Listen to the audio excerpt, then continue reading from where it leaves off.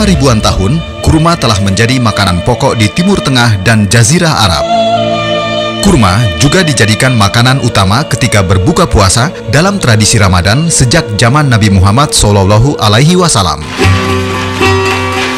Konon kabarnya, suku Beduin Arab yang terbiasa makan kurma jarang terkena kanker dan penyakit jantung.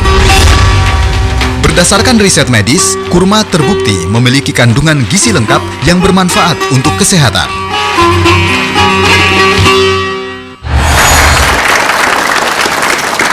Kurma dan puasa. Nah, ini dia. Gimana kurma dan puasa terhadap kesehatan tubuh kita? Untuk melengkapi penjelasan tentang kurma, saya akan menginvite atau mengundang Dr. Paidon.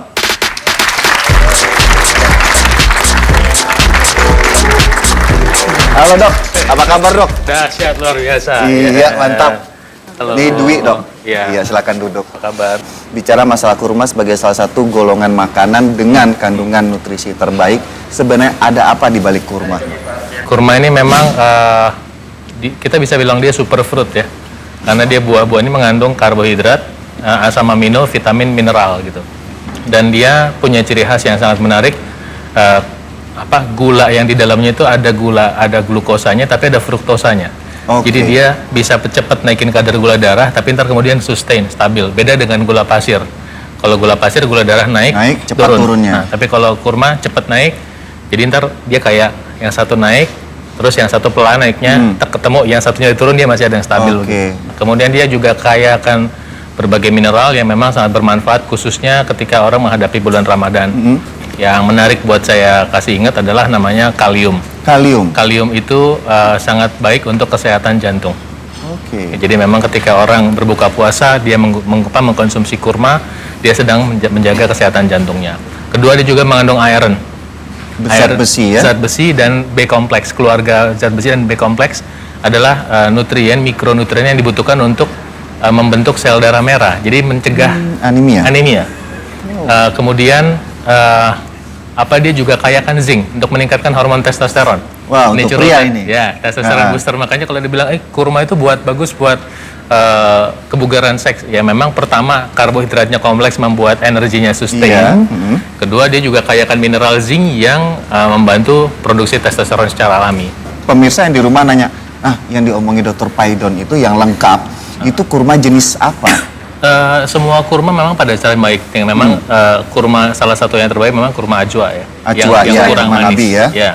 Tapi tinggal ntar kita memilih kurma yang baik itu seperti apa. Misalnya kulitnya walaupun memang keriput-keriput tapi kulitnya intak gitu, bagus kulitnya. Intak tuh kayak gimana? Jadi apa bilangnya? Tidak pecah. Tidak pecah-pecah. Jadi kelihatan itu kulit. Keriput nggak apa-apa, tapi nggak yang kayak tekopek-kopek gitu loh. Oke. Kita coba tes dulu, itu rasanya kalau kita kasih di lidah itu nggak boleh manis. Kalau manis mungkin dia dicelup gula nih, kan biasanya pedagang ada aja yang I see. Ya, jadi kurma yang asli itu nggak boleh berasa manis. Kemudian lihat juga dia berdebu nggak gitu. Kalau kurmanya berdebu itu, kadang kurma itu kan sembarangan aja taruh di karung atau apa gitu. Iya. Kita sebaiknya memilih kurma memang dikemas dengan baik dan rapi. Akan lebih baik kalau dikotakin terus ada izin Depkesnya gitu. Oke. Jadi kita tahu bahwa itu buah yang memang ada yang ngawasin lah gitu. Kemudian juga nanti pas kita belah dagingnya itu biji sama dagingnya itu ngupasnya gampang. Tapi kalau kurma ini kan cukup mengenyangkan ya dok, makan 1, 2, 3, 4, 5, 6, 7 cukup kenyang. Ya. Ketika kita udah makan kurma, terus ngeliat makanan yang lain, itu boleh sih dokter? Boleh aja, tapi gini, mau makan sehat apa enggak kan masalahnya bukan itu. Oh itu termasuk bukan contoh makanan yang sehat maksudnya? Kurmanya sih sehat, yang sebelahnya kurma yang saya tidak tahu. Prinsipnya makan sehat kan memenuhi 6 nutrien, kemudian basicnya yang saya bagian 1 makan buah 3 kali sehari lokal, kemudian kedua karbohidratnya kompleks, ketiga nggak digoreng, itu aja. Oke. Saya ingin memberikan informasi juga kepada pemirsa yang di rumah. Yuk, Dr. Paidon sama Dwi ikut saya ke meja ajaib. Yuk. Jadi tadi ini pertanyaan sekalian juga menjawab pertanyaan Dwi yang akan dijelaskan oleh Dr. Paidon. Ya, pemirsa di rumah, kalau sudah makan 7 butir kurma, tadi dengan kelengkapan kalorinya, ya, di sini ada nasi, ada steak. Ini hanya gambaran buat Anda, ya. Kandungan kalori dari 7 butir kurma itu sekitar 300 kalori.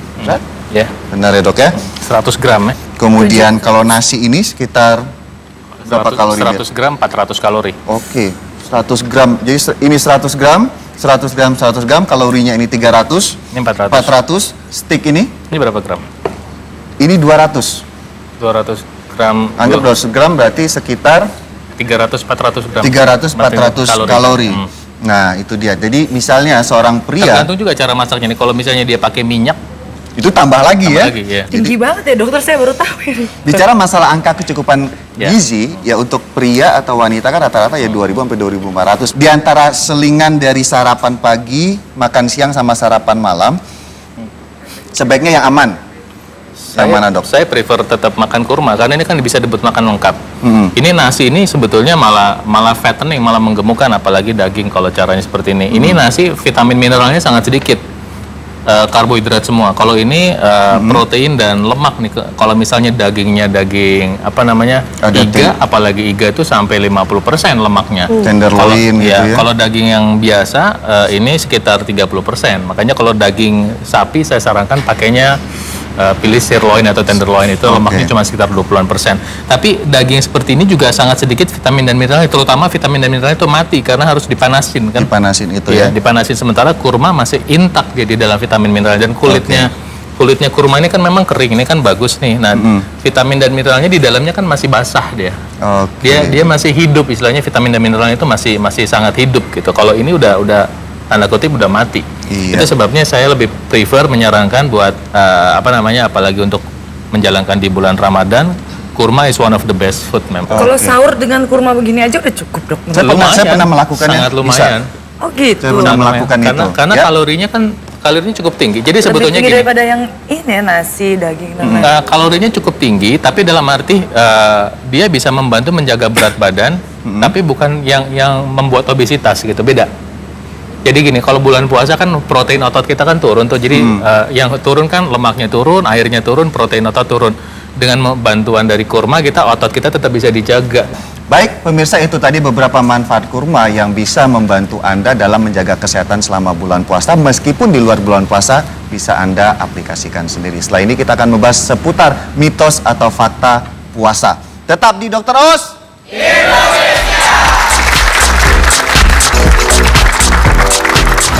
Mitos fakta tentang puasa. Benarkah puasa membuat berat badan turun? Mitos atau fakta?